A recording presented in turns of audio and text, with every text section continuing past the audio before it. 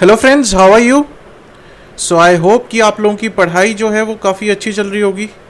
लेकिन सर एक दिक्कत है, पढ़ाई तो ठीक चल रही है लेकिन अभी फिर से कुछ बच्चों की जो क्वेरी आ रही है सर वो इस चीज़ को कि पेपर होंगे या नहीं होंगे नवंबर में। बेटा इस चीज़ पे मैं कुछ नहीं बोलूँगा, मैं तो सिर्फ इतना कहूँगा कि अपनी पढ़ाई करते जाओ। राइट, पेपर होंगे या नहीं होंगे वो तो अभी भगवान श्री कृष्ण को भी नहीं पता।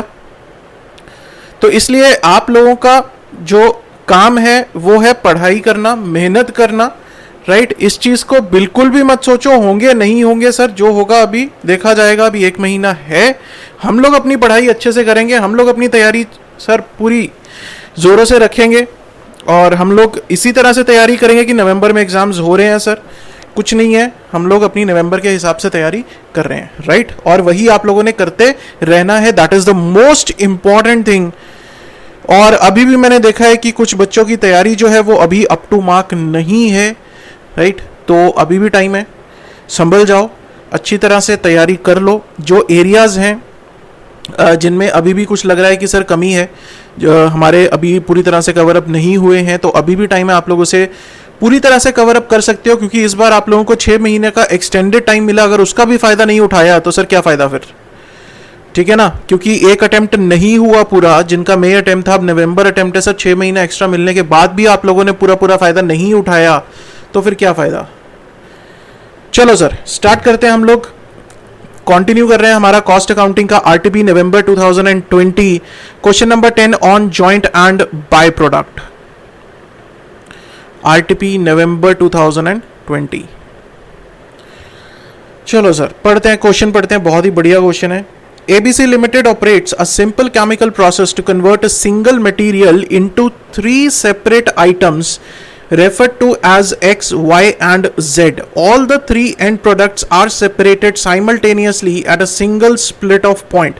वो कहता है कि एक केमिकल को प्रोसेस करते हैं, ठीक है, एक मटेरियल को प्रोसेस करते हैं और उसमें से हमारे पास 3 प्रोडक्ट्स निकल के सामने आते हैं, that is X, Y and Z. एक स्प्लिट ऑफ पॉइंट पर ही 3 प्रोडक्ट्स निकल के सामने आते हैं। Product X and Y are ready for sale immediately upon the split off without further processing और एनी अदर एडिशनल कॉस्ट। कहता है जो एक्स एंड वाई है उसको तो हम लोग स्प्लिट ऑफ पॉइंट पे ही बेच देंगे। राइट, उस पर और कोई प्रोसेसिंग करने की जरूरत नहीं है, उसकी स्प्लिट ऑफ पॉइंट पर ही हमारे पास मार्केट है। Product Z, however, is processed further before being sold. There is no available market price for the Z at the split of point. कहता है लेकिन जो प्रोडक्ट Z है उसकी स्प्लिट ऑफ पॉइंट पर मार्केट नहीं है, उसे फर्दर प्रोसेस करना ही पड़ेगा तभी उसे हम लोग सेल कर पाएंगे, अदरवाइज प्रोडक्ट Z जो है वो हम लोग सेल नहीं कर सकते। ठीक है, The selling prices quoted here are expected to remain the same in the coming year. During 1920, the selling prices of the items and the total amounts sold were X 186 ton sold for rupees 3000 per ton, 527 Y का बेचा हम लोगों ने इस rate पर, Z के हम लोगों ने 736 टन सेल किए 1500 पर टन के हिसाब से। The total joint manufacturing cost for the year were 12,50,000। तो ये मेरे पास क्या है सर, ये मेरे पास है मेरी जॉइंट कॉस्ट, दैट इज 12,50,000 की। ठीक है sir. An additional rupees 6,20,000 was spent to finish the product Z. There were no opening inventories of X, Y और Z. ठीक है जी, और and the following inventories were completed were on hand 180 tons at the end of the year. अच्छा, यहाँ से sir at the end of the year the following inventory of completed units were in hand. This is the closing inventory that is given to you, 180, 60 and 25. ठीक, there was no opening और closing, work in progress, कोई work in progress में नहीं है। तो उसके बाद वो कहता है रिक्वायरमेंट क्या है, compute the cost of inventory of X, Y and Z and the cost of good sold for the year ended 31st of March 2020 using the net realisable value method of the joint cost allocation. उसने basically क्या है sir, थोड़ा सा crux बता देता हूं क्या कहता है क्वेश्चन। क्वेश्चन कहता है सर जी एक प्रोसेस हम लोगों ने किया, उसमें से 3 प्रोडक्ट्स निकले हमारे पास एक्स, वाई एंड जेड। ठीक है, ये 2 प्रोडक्ट्स जो हैं इनको तो मैं स्प्लिट ऑफ पॉइंट पर ही सेल कर दूंगा। लेकिन जो Z है इसको मुझे करनी पड़ेगी इस पे फर्दर प्रोसेसिंग कॉस्ट। जो मेरी जॉइंट कॉस्ट है, यहां तक की जो मेरी जॉइंट कॉस्ट है दैट इज 12,50,000 की। अब इस जॉइंट कॉस्ट को मुझे 3 प्रोडक्ट्स में डिस्ट्रीब्यूट करना है on the basis of the net realisable value. ठीक है, इसकी हमें दे रखा सर कितने यूनिट्स बेच दिए और कितने हमारे पास क्लोजिंग इन्वेंट्री में पड़े हैं। उसने देखो 2 चीजें मांगी, उसने कहा cost of inventory of X Y and Z कि इसकी कॉस्ट क्या है। दूसरी चीज उसने क्या मांगी, cost of goods sold for the year, कहता जितने बेच दिए उसकी कॉस्ट कितनी थी, COGS। राइट, 2 चीजें मांगी, एक तो कॉस्ट ऑफ इन्वेंट्री और दूसरा उसने मांगा कि कॉस्ट ऑफ गुड्स सोल्ड कितनी थी, जितने बेचे कितने, ये 186, 527, 736 जितने बेच दिए उसकी कॉस्ट बता दो जी। और NRV मेथड हमें क्या कहता है, नेट रियलाइजेबल वैल्यू मेथड की अगर हम लोग बात करें तो NRV मेथड क्या कहता है सर, एक्सपेक्टेड सेलिंग प्राइस। वो कहता है किसी भी प्रोडक्ट की एक्सपेक्टेड सेलिंग प्राइस क्या है आपके पास। ठीक है जी, expected selling price. Net realisable value का मतलब क्या है कि सर अल्टीमेटली आपकी पॉकेट में कितना पैसा बचेगा, जितना बेच दिया ठीक है जी, इसके ऊपर क्या कोई फर्दर प्रोसेसिंग कॉस्ट आप लोगों ने की थी, एडिशनल कॉस्ट, तो वो माइनस करके जितना पैसा पॉकेट में बचेगा हम उसको बोलते हैं नेट रियलाइजेबल वैल्यू। सर अगर फर्दर प्रोसेसिंग कॉस्ट नहीं है तो वो जीरो हो जाएगी सर, जितनी एक्सपेक्टेड सेलिंग प्राइस है that becomes your NRV। Clear, यही किया हम लोगों ने, लेक्चर्स में भी यही कुछ किया। चलो सर, तो देखते हैं क्या किया गया है। अब देखो, चलो स्टार्ट करते हैं हम लोग पहले। ठीक है,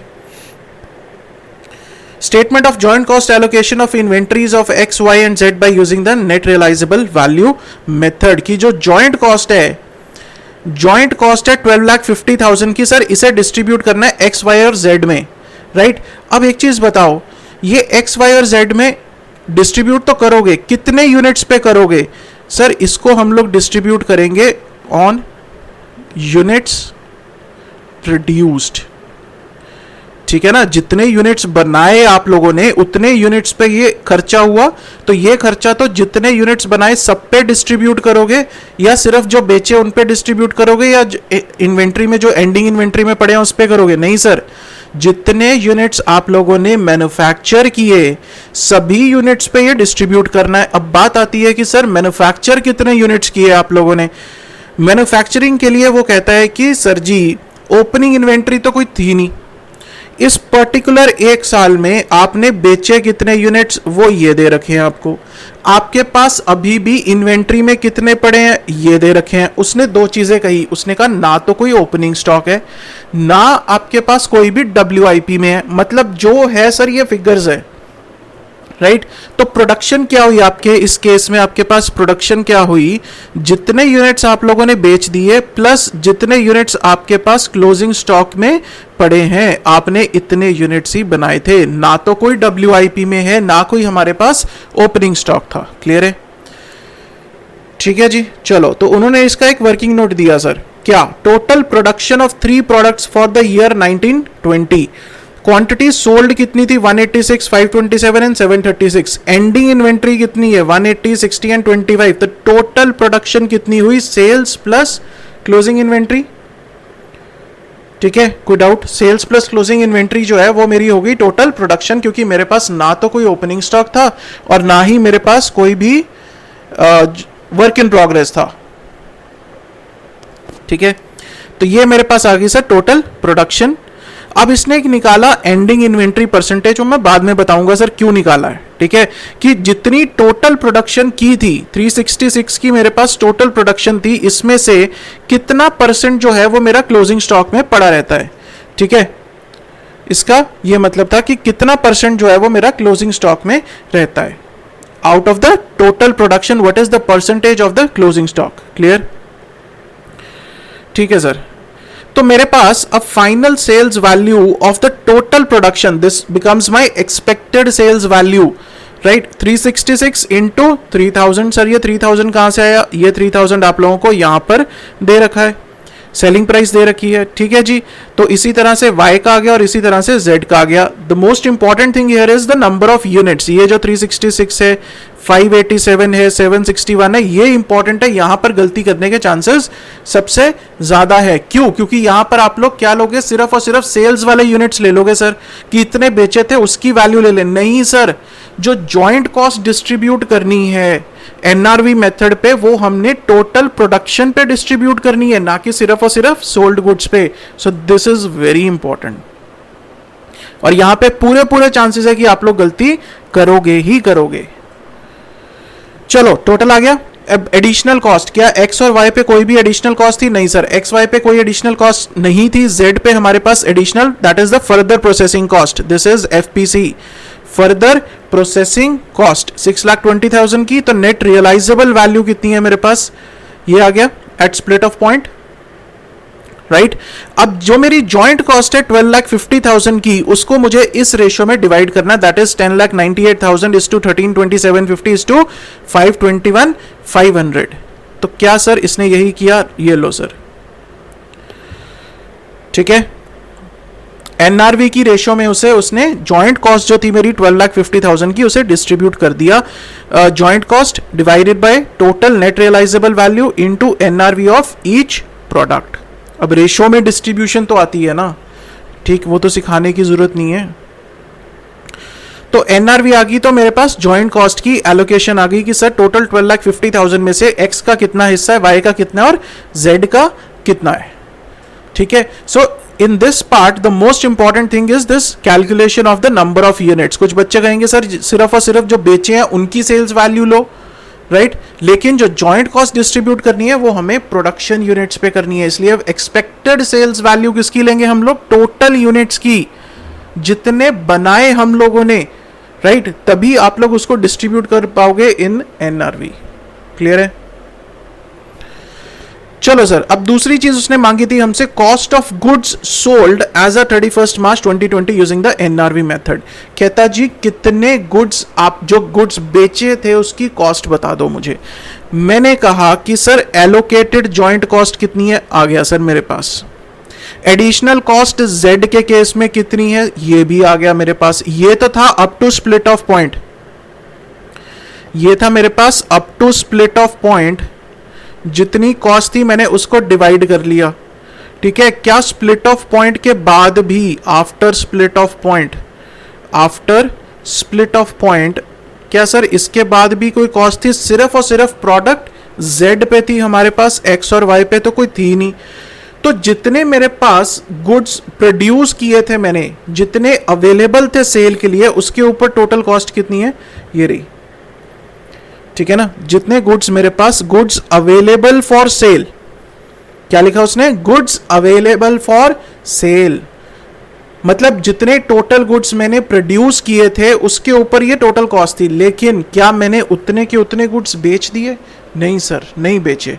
तो मुझे इसमें से वो कॉस्ट बताओ कि जितने गुड्स मैंने बेचे उसकी कॉस्ट क्या है। उसके लिए उसने सिंपल सी बात कही, कहता सर मैं जितने गुड्स बनाता हूं उसमें से मेरी एंडिंग इन्वेंट्री कितनी परसेंटेज रहती है, उतने परसेंटेज उसने कॉस्ट पे अप्लाई किया। इसीलिए ये वाला पार्ट जो था वो कैलकुलेट किया गया कि अगर मैं 366 यूनिट्स बनाता हूं तो उसमें से 49.18% जो है वो मेरा एंडिंग इन्वेंट्री में पड़ा रहता है, राइट। तो इसका मतलब है कि ये जो टोटल कॉस्ट है इसमें से 49.18 की कॉस्ट जो है वो तो मेरी अभी इन्वेंट्री में पड़ी है, तो बाकी की जो कॉस्ट है that is on the goods sold, ठीक है। तो 587 अगर मैंने टोटल गुड्स बनाए उसमें से मेरे पास एंडिंग इन्वेंट्री में सिर्फ 60 गुड्स हैं, मतलब 10% जो गुड्स हैं वो मेरे पास एंडिंग इन्वेंट्री में रहते हैं। तो मतलब जितनी मेरी टोटल कॉस्ट थी उसका 10% जो तो है वो एंडिंग इन्वेंट्री में पड़ा है।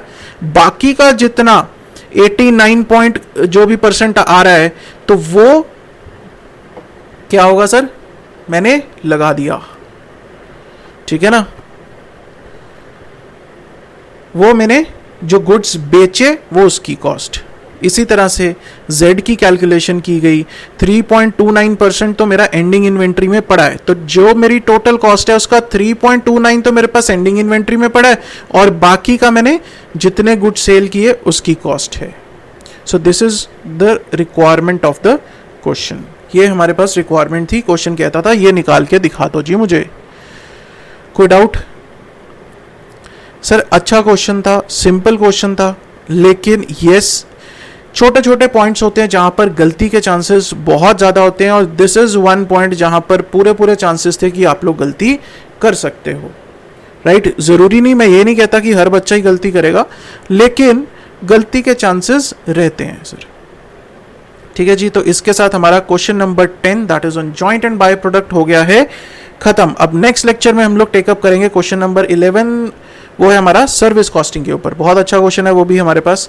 ठीक, तो छोटी छोटी चीज़ें हैं जो समझने वाली हैं, हो सकता है काफ़ी बच्चों ने तो खुद ही कर लिया हो, लेकिन फिर भी मेरा करवाने का सर मेन पर्पस ये है कि मैं आप लोगों को ये बता सकूं कि गलती के चांसेस कहां पर है जो आप लोगों ने अवॉइड करने हैं एग्जाम्स में। That is the most important thing.